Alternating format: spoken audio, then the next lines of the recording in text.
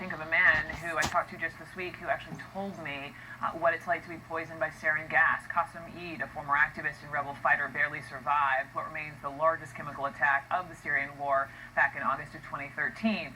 Earlier this week, he told me about the sensation of fire in his lungs, what it was like to open his mouth to scream, but actually hearing no sound, losing consciousness in the middle of the street and then waking up in a hospital. He is Qasim Eid, who is back with us now. Qasim, thank you so much for coming back, and it was just so incredibly compelling hearing your first-person account of the chemical attack and your pleas to President Trump to do something, and now he has.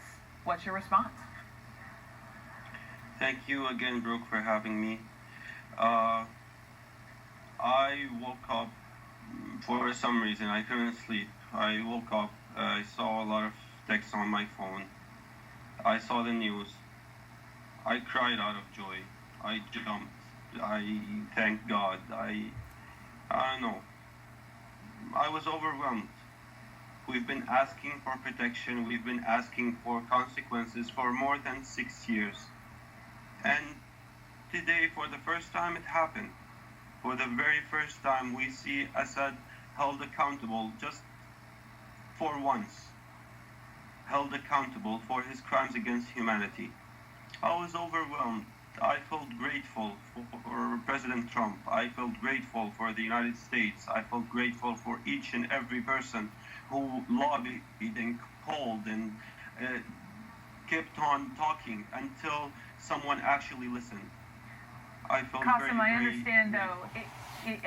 I understand your gratitude, but still, you bring up Assad. He's still there, and the real question is, what's next? You're right. You're absolutely right. Assad is still in Damascus. He's still ordering his troops to kill and rape and torture. He killed 500,000 people. He displaced 12 million people. He tortured thousands and thousands of people like we saw in the Caesar report. He raped thousands and thousands of women. He helped creating ISIS with his atrocities. He drove people to desperation to join extremist groups when they didn't find justice and they went after revenge. He displaced millions of people. He made Ilan al-Kurdi, if everyone remember that little boy who drowned at the sea, he made him drown. He made him run for his life, just like he made millions of Syrians leave their houses. We ask for safe zones in Syria. I was talking with my friends inside of Syria. Everybody kept telling me, please, if you're gonna talk again, please, for the love of God, tell them we need safe zones. Tell them to stop Assad's airplanes from keep bombing us.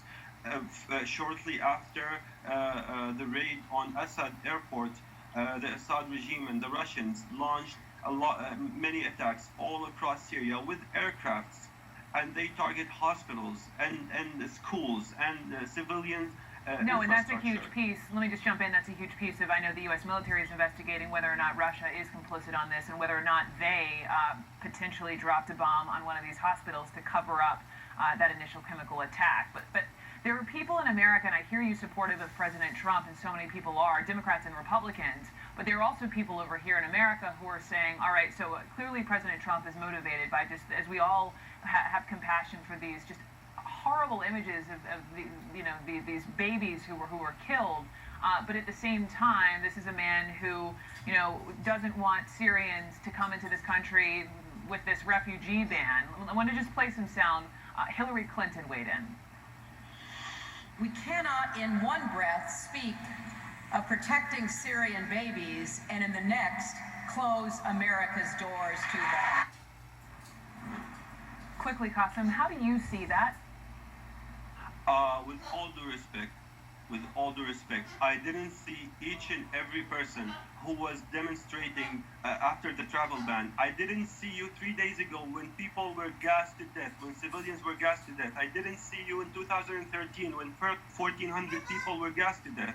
I didn't see you raising your voice against President Obama's inaction in Syria that let us refugees, that made us refugees get kicked out of Syria. If you really care about refugees, if you really care about helping us, please help us stay in our country. We don't want to come to the United States. We want to stay in our country. We want to stay in our country with all due respect. This is hypocrisy. If you really care, help us stay in our country. We don't want to become refugees. We want to stay in our country. Help us establish safe zones. Help us stay safe in our country. And if you just give me a few seconds just to tell President Trump once again, please, sir, what you did was amazing. What you did was a powerful message of hope for a lot of people inside and outside of Syria. Please don't stop on this. Please help Syrians stay in their country. Please establish safe zones. Please take out Assad air forces so they won't be able to commit more atrocities using traditional weapons. 500,000 people were killed with traditional weapons, just so people can know what we have suffered in the past 6 years. Qasim Eid, thank you again. I appreciate it. We'll be in touch, and we'll be right back.